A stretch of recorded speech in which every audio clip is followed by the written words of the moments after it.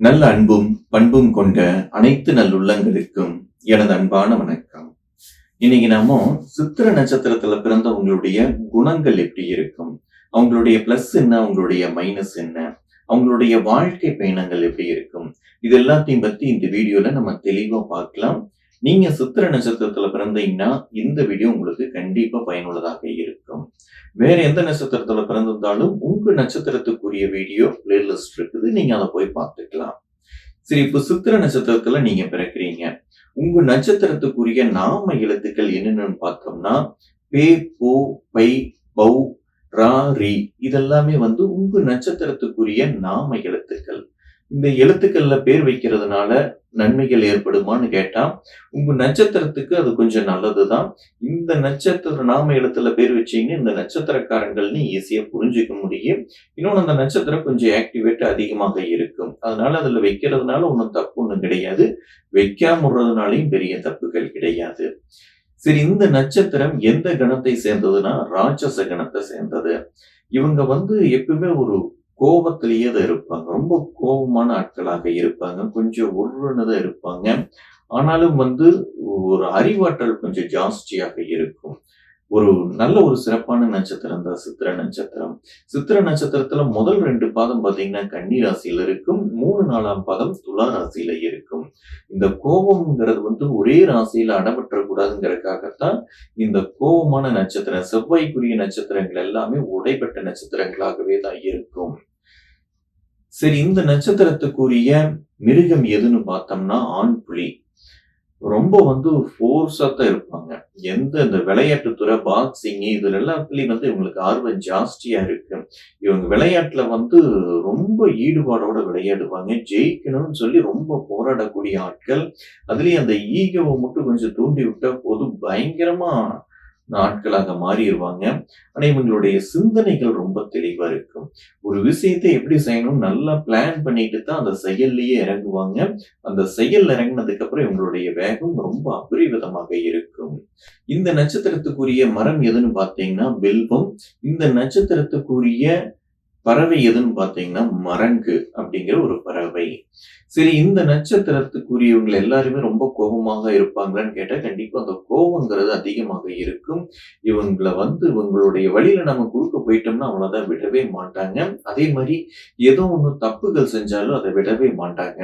யாரோ ஒருத்தர் ஏதோ ஒரு தப்பு பண்ணிட்டாங்கன்னா அவங்க மேல கன்சியூமர் கோர்ட்ல கேஸ் போட்டு அது காசு பணம் வாங்குற ஆட்கள் எல்லாம் இந்த சித்திர நட்சத்திரக்காரங்களாகத்தான் இருப்பாங்க. ரொம்ப நேர்மையா நடந்துக்குவாங்க. அதே மாதிரி தன் கண்ணு முன்னாடி நடக்கக்கூடிய தப்ப தட்டி கேட்கக்கூடிய ஆட்கள். என்னவோ அவன் பண்ணிட்டு போறான்ட்டு விட்டுட்டு எல்லாம் போக மாட்டாங்க. உடனே ஏன் செய்றேன்னு தட்டி கேட்கக்கூடிய ஆட்களாக இருப்பாங்க.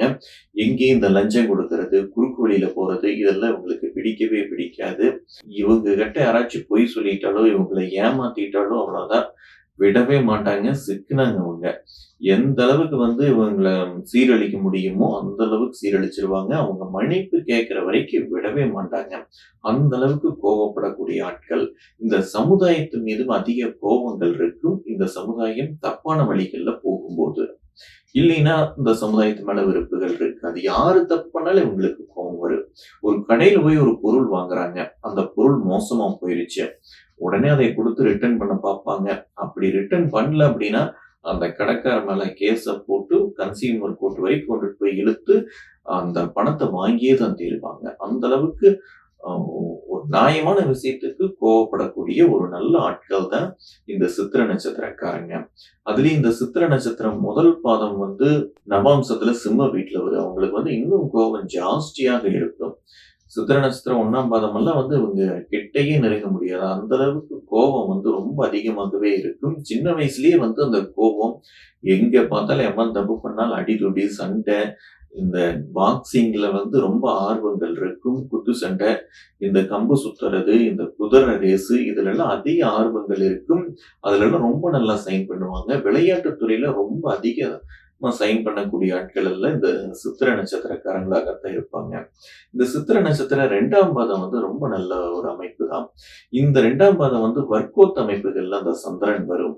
ராசியிலையும் கண்ணியில் இருக்கும், நவாம்சத்திலையும் கண்ணியில் இருக்கும். அதனால ரொம்ப தெளிவா சிந்தனை பண்ணி ஒரு முடிவு பண்ணிட்டு தான் செயல்லையே இறங்குவாங்க. ஒரு செயல் இறங்குறதுக்கு முன்னாடி 1க்கு 4 தாட்டி யோசிப்பாங்க. ஒரு தொழில் தொடங்குறதாகட்டு, இல்ல ஒரு வேலைய செய்யறதாகட்டு, இல்ல ஏதோ ஒரு விஷயத்துக்குள்ள நம்ம போறோம் அப்படின்னா, அதுக்கான சிந்தனைகள் அதிகமாக இருக்கும். நல்லா சிந்திச்சு தான் அதுல இறங்குவாங்க. ஆனா இறங்குனாங்கன்னா அவங்களுடைய வேகத்த கட்டுப்படுத்தவே முடியாது. எவ்வளவு வேகமா போயி அவங்களுடைய வேலைய முடிக்க முடியுமோ, அந்த வேகத்துல அந்த வேலைய முடிக்கக்கூடிய ஆட்கள். 3ஆம் பாதம் துலா ராசியில வரும். இவங்க நல்லா அந்த கலை ரசனைகள் அதிகமாக இருக்கும். சினிமால ஆர்வங்கள் ஜாஸ்தியாக இருக்கும். தன்னை அலங்கரிச்சுக்கிறதுலயும் ஆர்வங்கள் ஜாஸ்தியாக இருக்கும். ரொம்பவும் இந்த படம் வரையிறது, ஓவியம் வரையிறது, சினிமா மேல ஆர்வங்கள் வர்றது, அதே மாரி கதைகள் எழுதுறது, இதுல எல்லாத்துலயுமே ஆர்வம் கொண்டவங்களாக இருப்பாங்க. சித்திர 4ஆம் பாதம் ரொம்பவுமே கோபம் அதிகமாக உள்ள ஆட்கள். அவங்க கிட்ட அரை சிக்குனாங்கன்னா அவ்வளவுதான். அந்த அளவுக்கு கோவப்படக்கூடிய ஆட்கள். கொஞ்சம் பழிவாங்கக்கூடிய ஒரு குணங்களும் இவங்களுக்கு வந்துரும். அந்த கோபத்தினால ரொம்ப டென்ஷன் ஆகி, இந்த ரத்த சம்பந்தமான பிரச்சனைகள், பிபி எல்லாமே இந்த 30, 40 வயசுலயே பிபி சித்திர 4ஆம் பாதத்துல பிறந்தவங்களுக்கு.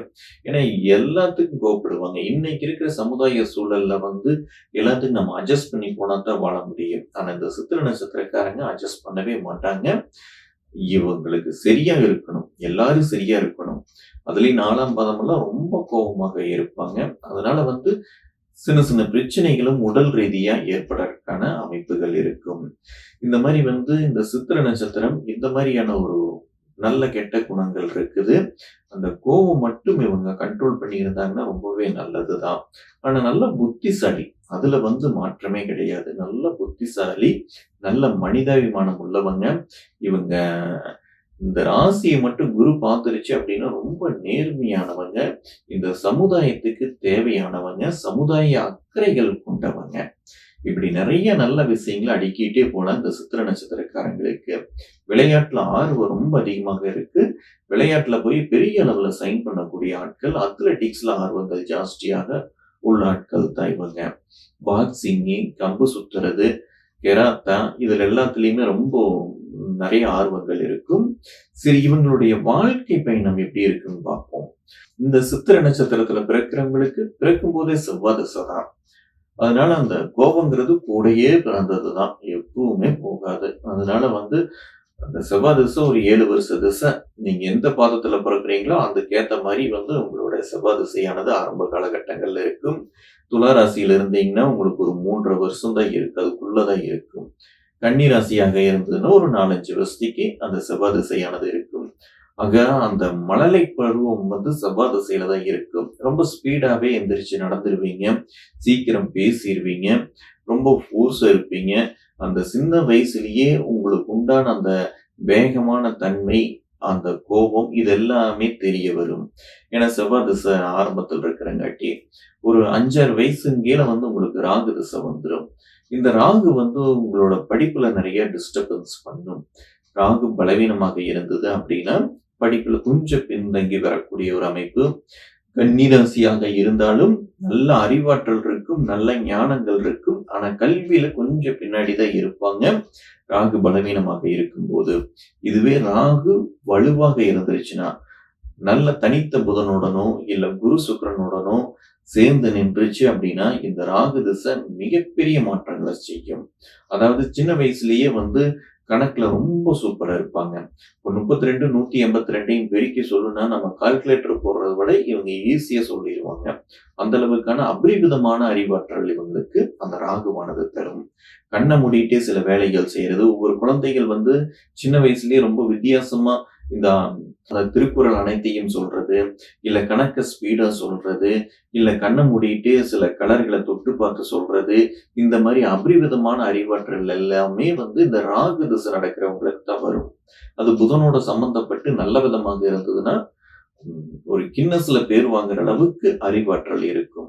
அந்த மாதிரி இந்த ராகு திசை கொண்டுட்டு போகும். ராகு நல்லா இருந்ததுன்னா, பலவீனமாக இருந்ததுன்னா படிப்புல சுமாராகத்தான் போகும். ஒரு 23, 22 வயசு வரைக்கும் இந்த ராகு திசை தான் கொண்டுட்டு போகும். அதுக்கப்புறம் வர இந்த குரு தசையானது கண்டிப்பா நிறைய நன்மைகளை செய்யும். இந்த குரு தான் உங்களுக்கு திருமணத்தை பண்ணி வைக்கணும், குழந்தைய கொடுக்கணும்.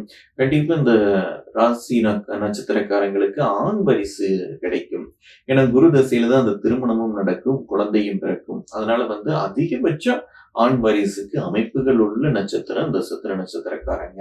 அதுல இவங்க கொடுத்து வச்சவங்க. ஏன்னா அந்த திருமண காலகட்டங்கள்ல குரு தசை வர்றது ரொம்ப ரொம்ப நல்லது. திருமணம் ரொம்ப காலதாமதங்கள்லாம் ஆகாது. குரு வலுவாக நின்றுச்சுன்னா ரொம்ப சின்ன வயசுலயே திருமணமானது நடந்துரு. கரெக்டான பருவ வயசுல அந்த திருமணம் நடந்துரு. ஆண் வாரிசும் கிடைச்சிரு. குடும்ப வாழ்க்கைக்குள்ள ரொம்ப ஈஸியா போயிருவாங்க. குடும்ப வாழ்க்கையும் ரொம்ப நல்ல விதமாகவே இது இருக்கும். அந்த கோபங்கிற குணத்துக்கு ஏத்த மாதிரி துணை வந்துருச்சு அப்படின்னா, இல்ல அப்படின்னா கொஞ்சம் சண்டை சச்சரவுகள் தான் இருக்கு. இருந்தாலும் தன்னுடைய துணையை அடக்கி ஆளக்கூடிய தன்மைகள் இருக்குது. ஆண் புலியாச்சு அடங்கித்தான் போய் ஆகணும். அது பெண்ணாக இருந்தாலும் சரி, ஆணாக இருந்தாலும் சரி, சித்திர நட்சத்திரக்காரங்களுக்கு துணை அடங்கித்தான் போகணும். மீறியெல்லாம் எதுவும் பேச முடியாது, அடக்கிடுவாங்க. அந்த தன்மை இந்த சித்திர நட்சத்திரக்காரங்களுக்கு உண்டு.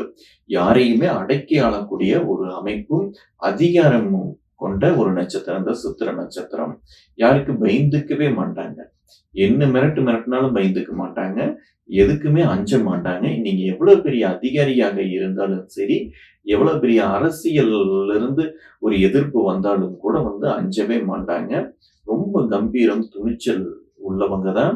அதே மாதிரி எதிரிய பழி வாங்குறது அதுல ரொம்ப திறமசாலி. போட்டின்னு வந்துருச்சுன்னா இவங்களை ஜெயிக்கிறது ரொம்ப ரொம்ப சிரமம். அது இவங்களுடைய ஈகோ தூண்டி விட்டுட்டு போட்டிக்கு போனோம்னா அவ்வளவுதான், நாம தான் தோப்போம். அந்த அளவுக்கு செயல்திறன் கொண்டவங்க தான் இந்த சித்திர நட்சத்திரக்காரங்க. இப்படி அந்த குரு திசை இவங்களுக்கு நல்ல விதமா லைஃப்ல கொண்டுட்டு போகும்.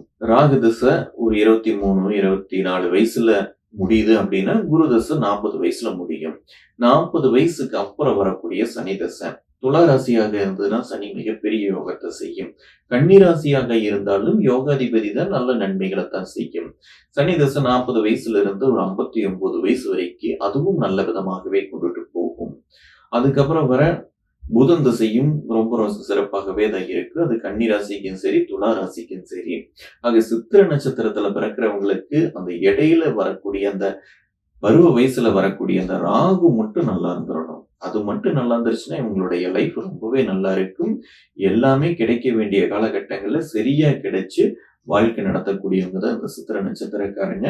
இதே மாதிரி எல்லாரும் சரியா இருக்கணும்னு நினைக்கிறவங்க இவங்களுக்கு அந்த லீடர்ஷிப் எல்லாம் கொடுத்தோம்னா ரொம்ப நல்லா இருக்கும். ஒரு டீம் லீடரா இருக்கிறது, இல்ல ஒரு அரசியல்ல ஒரு பதவியில இருக்கிறது, ஒரு அமைச்சராக இருக்கிறது, அப்படியெல்லாம் இருந்தாங்கன்னா தனக்கு கீழ் இருக்கிறவங்கள நல்ல விதமா வழி நடத்தி போவாங்க.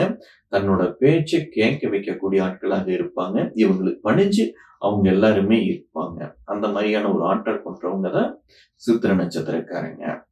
இது எல்லாமே ஒரு பொதுவான பலன்கள் தான்.